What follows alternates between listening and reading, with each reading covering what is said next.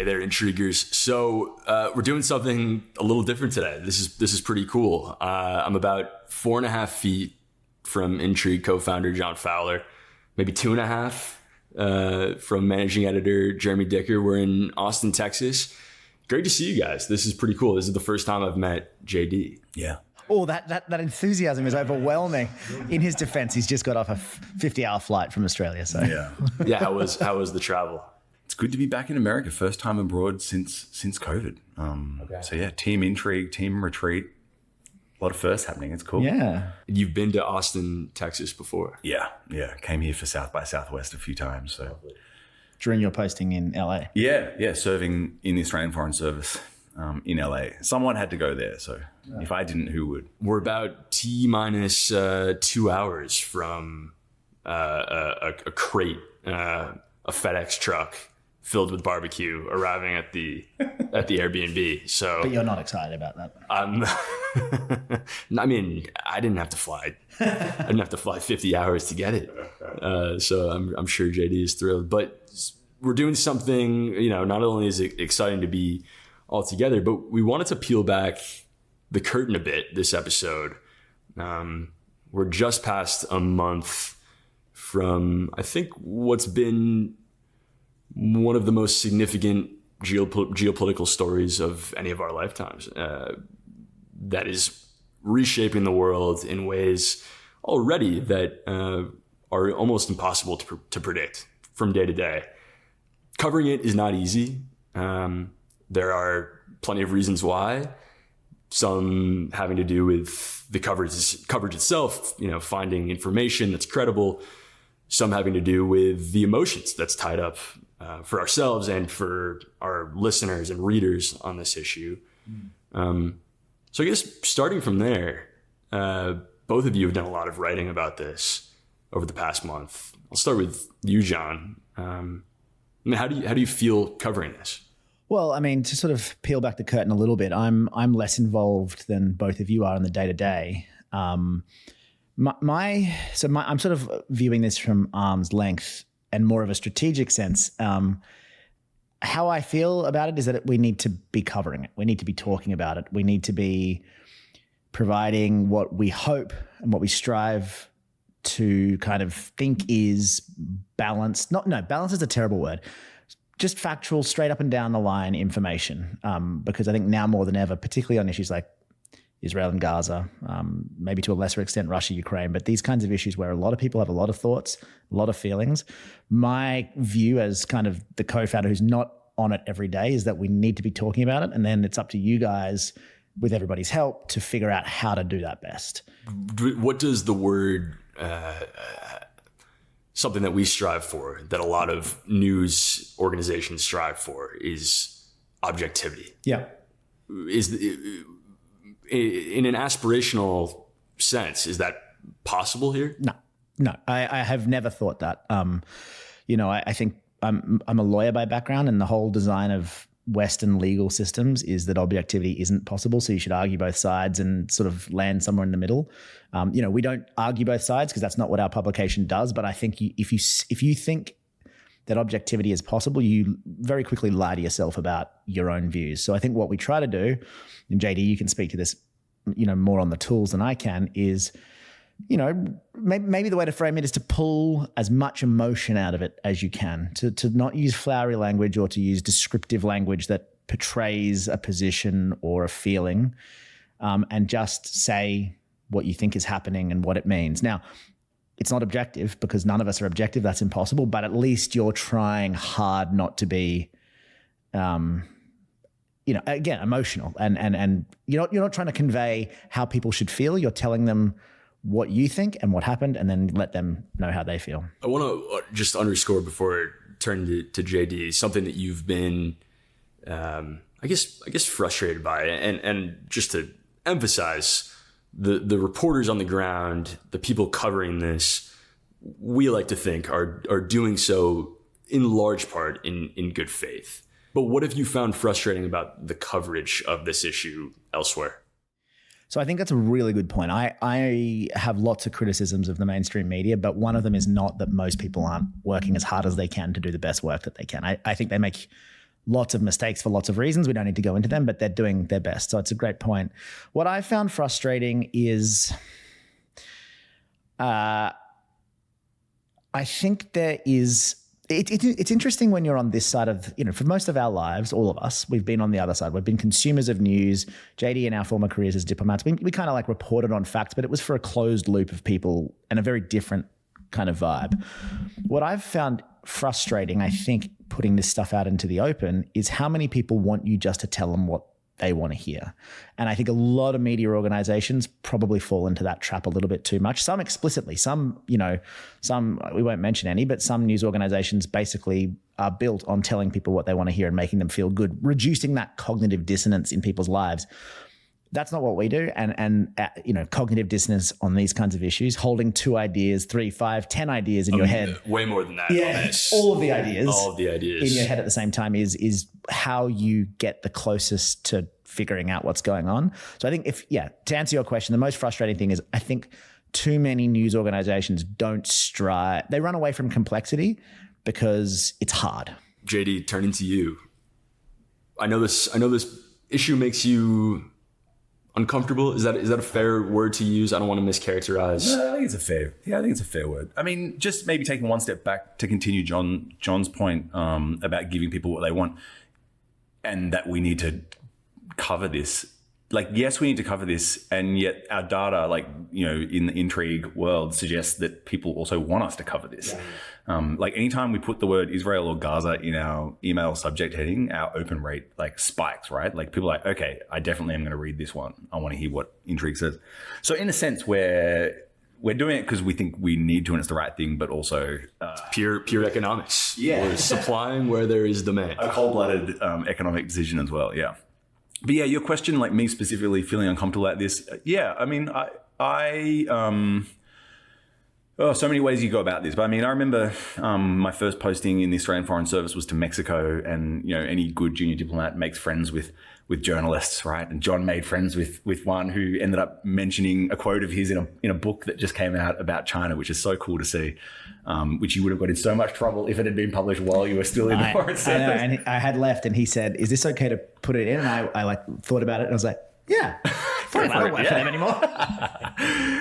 Anyway, so I remember making friends with some of the journalists who were in Mexico City, and one of them was the bureau chief for one of the big newspapers who had previously been the bureau chief for that same newspaper in Israel. And I just was like, man, that must have been a tough gig, like writing about that part of the world to an audience that has very strong opinions, an audience in the US, one of the big coastal cities that has strong opinions about that part of the world. How the hell do you do that? Because I remember thinking the same thing in the Foreign Service, getting posted to that part of the world. It's tough to write about it in a way that doesn't get you written off by important people as, oh, well, that guy's just, he's pro X or pro Y. And he straight away knew what I was getting at and what my question was getting at. And he had an answer ready to go, which is like, well, the joke is among all the bureau chiefs is that we just remove adjectives from our reporting and we just write the most flat, descriptive stuff, which is not why they wanted to be journalists, but that's what they do to survive. And partly, I think we have had to do that as well, because part of our DNA at Intrigue is we write irreverent, direct, just like we're talking to each other, or just like we're writing on our classified system in the Foreign Service, where you can say stuff that's maybe a bit outrageous and not get in trouble. But we shouldn't and can't really do it as much on some topics. And this is definitely one of those topics. So we've sort of been writing about this more, but had to sacrifice not all, but some of our DNA in that decision. Let me push back. Let me speak up for a different subset of potential readers here who might say, you're letting us down. We want answers. There is, you are failing to deliver on a set of ethical principles that is required of good journalism to describe the world, not just in a factual way, but in the way that it is or the way that it should be. Are we letting our readers down?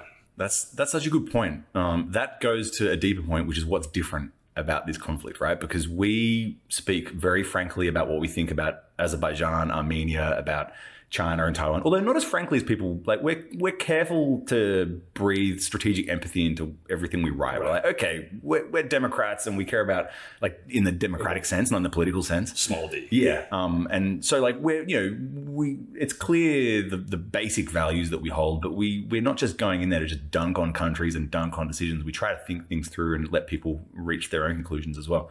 But yeah, I mean, your question, why are we holding our tongue on this, but not, or this more than the other one, goes to the question of why is this any different? And that is like, there's all kinds of ways we could go there. But I mean, in a pure numbers sense, I mean, the population of Israel is 9 million, population of Gaza is 2 million. So in a purely population sense, and it's far away from most of our readers. Like, it's far away from folks in... Most people will never go. Yeah, most people will never go and have no direct connection there.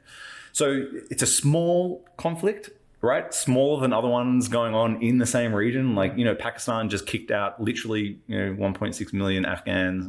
Iran's doing the same thing. So those are bigger number decisions, but don't generate the same level of frustration. I think, we're talking about Jerusalem. We're talking about Israel. We're talking about the Abrahamic faiths that whether, no matter what faith or lack of faith background you bring to this, that tradition, that philosophical, ideological, spiritual decision built the bedrock of our entire civilization, like for much of the world today. The way we think about right and wrong, the way we think about, deep philosophical questions. So I think that is a big part of it. We're talking about a part of the world that reaches deep into the core of how we see ourselves as people and what we're doing here. People have been competing, vying for control of the city of Jerusalem for thousands of years. As someone who's been to Jerusalem and experienced this very novel thing called Jerusalem syndrome. I'll tell a quick story. I haven't heard of this. Jerusalem syndrome it's a real thing. When I was 8 years old, I visited Israel for the first time. And it is the impression that some visitors get that they are the Messiah. So there's a place called the Lion's Gate where in the Abrahamic faiths, at least in Judaism, the Messiah will come and unlock this gate that's impossible to open. And when I went to Jerusalem for the first time, as an 8-year-old boy, I was climbing the gate. 5 minutes or so passed until some IDF soldiers told me to get down. But I was convinced that I could open this gate. There is just this... At 8, you kind of had a dose of reality? I did. And when you consider where I started as an 8-year-old boy with Jerusalem syndrome, now a podcast host, not much has changed in my high opinion of myself.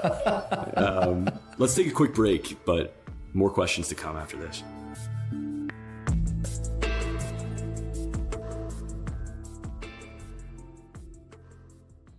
Today's episode is sponsored by What Could Go Right. Listen, we all know the news headlines are full of wild stories, like how the world is tipping towards authoritarianism, all while somehow, simultaneously freezing, flooding, and on fire. It's a lot to take in.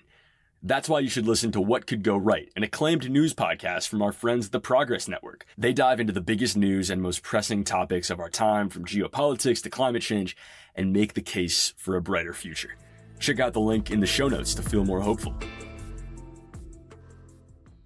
So, John, we have been covering this war for a month, but there's another war that's been going on for well over a year, coming up on what? It was like almost 20 months, yeah. Yeah. So in February 2022, Intrigue was in its early days when Russia invaded Ukraine.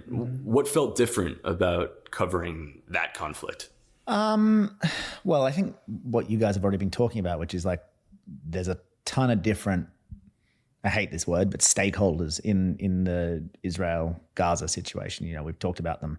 There are fewer, not none. There are lots of Ukrainian populations around the world, and people have visited, but it doesn't hit home or doesn't touch as many cultural touch points, I think, for most people. So the first thing was I think a lot of people viewed it much more starkly as a war, rather than whatever you want to imprint on to the Israel situation.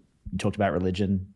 There's diasporas, but with Russia and Russia and Ukraine, it just seemed very much like I hate to say it, an old-fashioned World War II era, bad guys rolling across the border because they want to expand their lands, and we've been here before. So there was that initial. Did you grapple at all with the morality?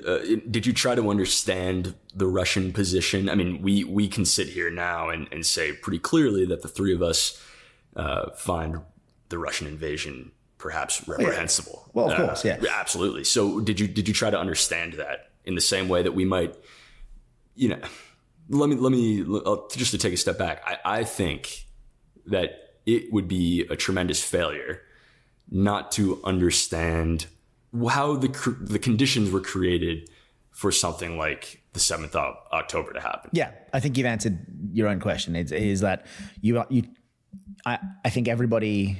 Well, I shouldn't say everybody. I'm very clear on what I think about the Russian invasion of Ukraine, and I think it's a fact that it was a piece of naked aggression by a guy who wants to rewrite history and recreate the Russian Empire. So it's a bad thing. Ukraine has a right to defend itself, but that's kind of not interesting, I don't think, because that's just a really if you don't agree with that, then I don't have much to say to you. If you want to get on Twitter and talk about how Ukraine was full of Nazis, then fill your boots. That's free speech. But we're not for you, and I'm not going to listen to you. So you're working from a playbook of that's the facts. I tried to understand in those days the Russian thinking behind it, and I did. Boy, it was difficult in a sense, because I went and read a lot of whatever I could in English. And I have a friend, Dimitri, who some folks will know, who I podcast with, who's Ukrainian, who speaks Russian, and translated a lot of source documents off Telegram from some of those clowns in the east of Ukraine, running the militias, because I wanted to understand what they thought they were doing. Not because I was oh, good point, but what's next? What's the goal here? How long will this happen? To understand the factual things on the ground and what might be coming, rather than to understand how they feel. Because I don't care. It was the morality is clear. I think that's one big difference to this conflict. We talked at the start, and I think JD, you and I have talked about it as well. It's there's a natural reticence to talk about Israel-Gaza because it's just so complicated. Everybody has a view. Everyone has a stake, or a lot of people have a stake. I don't particularly have a stake. I'm not Jewish. I haven't been there. I have a fear of talking about it in a way. But you don't have that in Russia and Ukraine, because, of course you've got to educate yourself on. Not in the Western world. Right. Which is where we come from. Right. And of course you've got to do your homework, so you're not a clown about it. But I didn't feel I hate the word unsafe, but I didn't feel I didn't feel like I couldn't. Yeah, I didn't feel like I couldn't say what I wanted. So another point that was different too was I used Twitter liberally during the early days of Russia's invasion, because experts were it was just a goldmine of people who really knew what they were talking about, from military experts to Russian history experts to Ukrainian mentality experts to Soviet, everyone was just basically pouring out their expertise on Twitter. That's not the case anymore, I think, as we all know. So you educate yourself, and then you write it. And then I remember very, very clearly getting feedback. We were a lot smaller then than we are now, but we got a lot of feedback, proportionally a huge amount of feedback, just saying it's really nice to have a place where I get the facts laid out of what happened, what someone said about it, why we should listen to them, what's going to happen next. And I think we still try to do that, but it's probably a little bit harder with this one. JD, turning back to you as our resident empath. No offense, John. Oh boy. How do we get out of this? I mean, we talked before we pressed the record button about protests, counter protests across the Western world, across the global South, everywhere. I mean, there is so much. It's such a divisive issue for all the reasons we've described.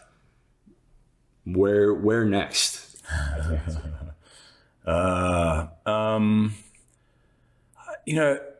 It's hard to see that far ahead, to be honest. I think we're still making day-to-day editorial decisions about how we write about what's going on right now. And even just thinking about what you and John were just talking through right in the first 24 hours, right, when the attack was happening. And I remember we were talking on Slack among our team about it's obviously we're going to have to cover this. How do we cover it?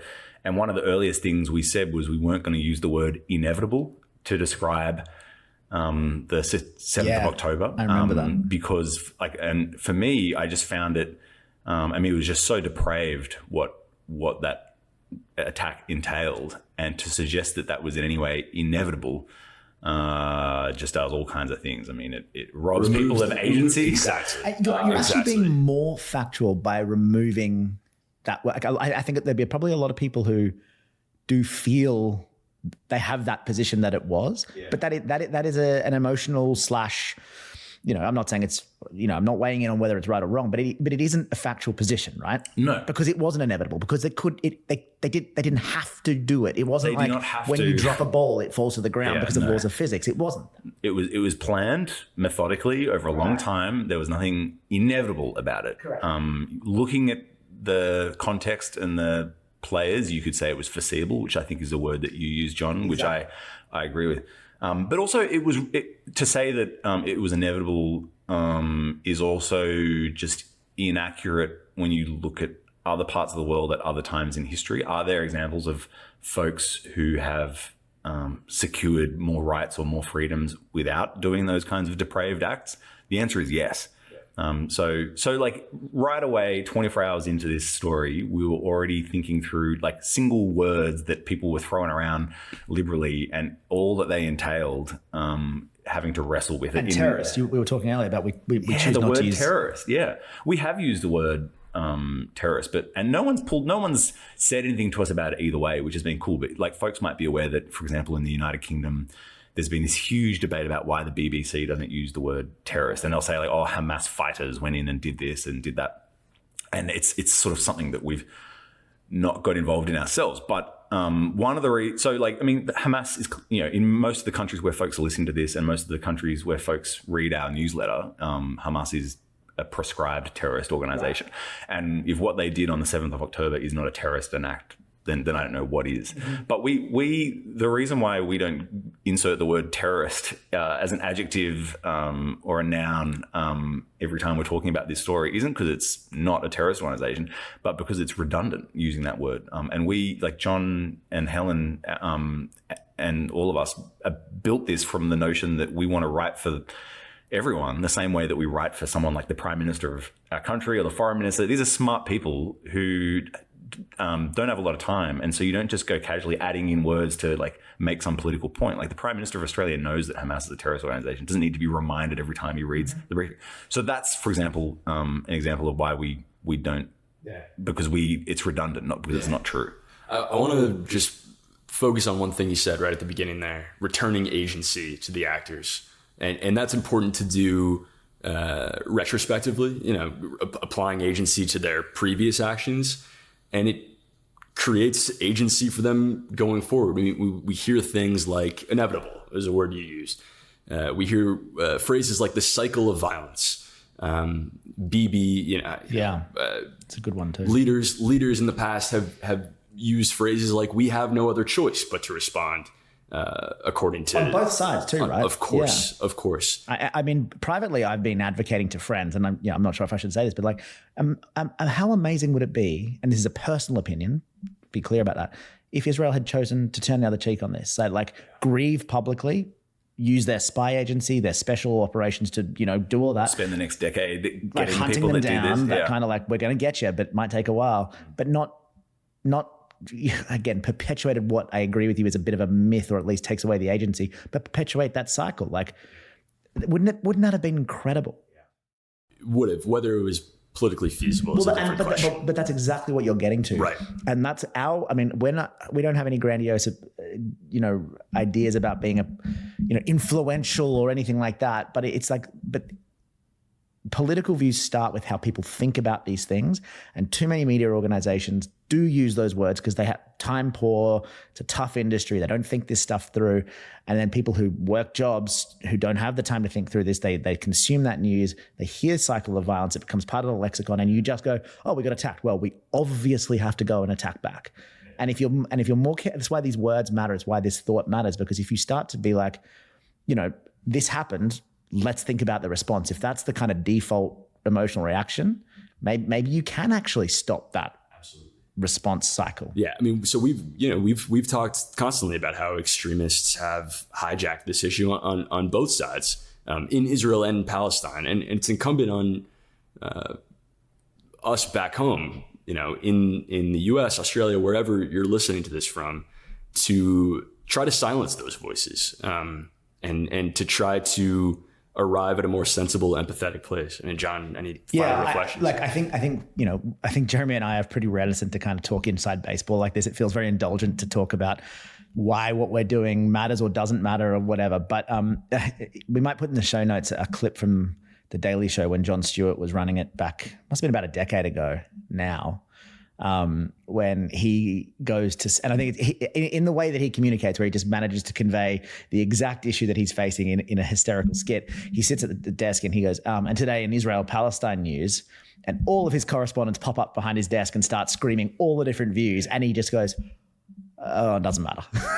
And like, that's how we felt. Right. And I just feel like we have we got to keep talking about it, because I like to think we talk about it in a sensible way, and we need more people doing that. So thanks both. And if you like this more casual style of conversation, we're doing this every month at the Diplo Club. So if you refer 5 people, with a few more beers though on the Diplo Club, so you have to be a bit more resilient. Yes, it's a sidewinder of a conversation. So if you like this style, refer 5 people to International Intrigue, and you can get more of this sort of conversation. But thanks both. Thank you. Thank you.